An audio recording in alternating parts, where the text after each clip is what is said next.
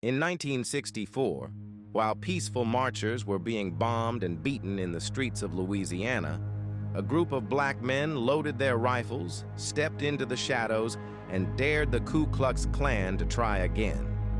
The government called them dangerous. History forgot them, and that was not an accident. Two men built the foundation.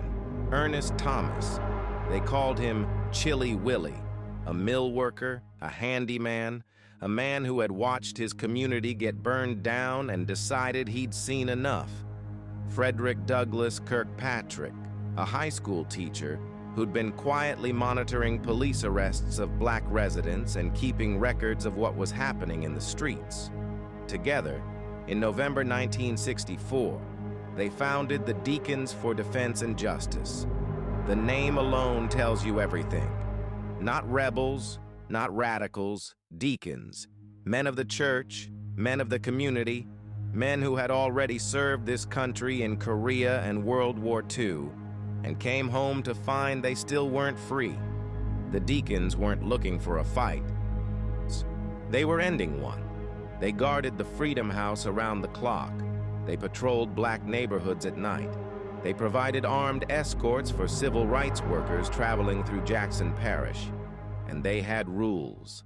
No hot-tempered men, no unmarried men, no one who hadn't registered to vote. These weren't street fighters. These were disciplined veterans who understood exactly what they were doing, and it worked. The Klan stopped showing up in Jonesboro, just like that. But the story doesn't end there.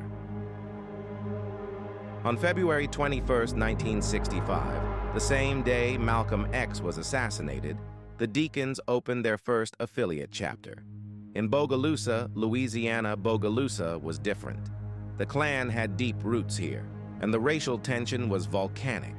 CORE was staging nonviolent demonstrations against segregated facilities, and the white authorities refused to budge, even after the Civil Rights Act of 1964 had already passed. The Deacons stood guard at every march, every meeting, every demonstration. Then in April 1965, it exploded. A shootout between Deacon members and Klansmen thrust the organization into national headlines. White journalists panicked. They asked whether armed black men were going to destroy the nonviolent movement.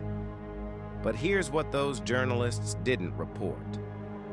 CORE field workers, the peaceful protesters, privately admitted that the Deacons made their work possible. When you know armed veterans have your back, you march differently. You don't flinch when a truck slows down beside you. You don't scatter when someone fires into the air. In July of that same year, a 21-year-old deacon named Henry Austin shot a white man named Alton Crow, who had physically attacked black protesters in the street. Crow survived, but the message was received. The Deacons were not a threat to the civil rights movement. They were its armor. Within a year, 21 chapters had spread across Louisiana, Mississippi, Arkansas, and Alabama. The FBI moves in, and that's exactly when the government got involved. The FBI launched a massive investigation into the Deacons for Defense and Justice. They compiled files, they tracked members, they infiltrated. Sound familiar? This was COINTELPRO in real time. The FBI's covert program to surveil, disrupt, and neutralize black organizations it considered a threat. We did a full breakdown of COINTELPRO in a previous video. Link is in the description. But what happened to the Deacons fits the same pattern perfectly. Hoover's FBI didn't care that the Deacons had stopped church burnings. They didn't care that black families were sleeping safer because of these men. What they cared about was power. And the Deacons represented a black community that had learned to protect its own power. So they watched. They collected information. They used that information to sow distrust, create pressure, and quietly dismantle what the community had built. By 1968, the Deacons for Defense and Justice were no longer active. 4 years. That's all they got. The legacy. Here's what was buried.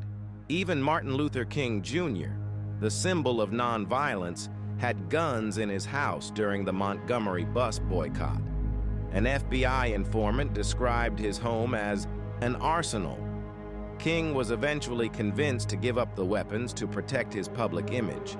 But he understood what the Deacons understood, that nonviolence works best when violence is an option you've chosen not to use, not an option you never had. The Deacons proved that. In every town they entered, Klan activity dropped.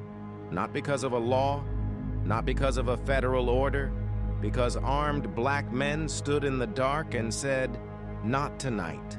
They protected marches you've heard of. They guarded organizers whose names you know. They made it possible for the peaceful movement to keep moving peacefully. And history quietly removed them from the story. That removal wasn't an accident. When you suppress the record of a community protecting itself, you suppress the idea that it can. That's the lesson they didn't want you to learn. The Deacons for Defense and Justice existed for 4 years. They had 21 chapters. They stopped a Klan campaign of terror in multiple states. They did it without a federal budget, without mainstream support, and without the history books acknowledging them. This is the story they left out of your classroom. This is what the Expunged Files is here for. If this hit different, share it with somebody who needs to see it. Subscribe if you want to keep going deeper. The full timeline of how the government dismantled black organizations is in the COINTELPRO Deep Dive. Link is below. The files are open. Let's read them together.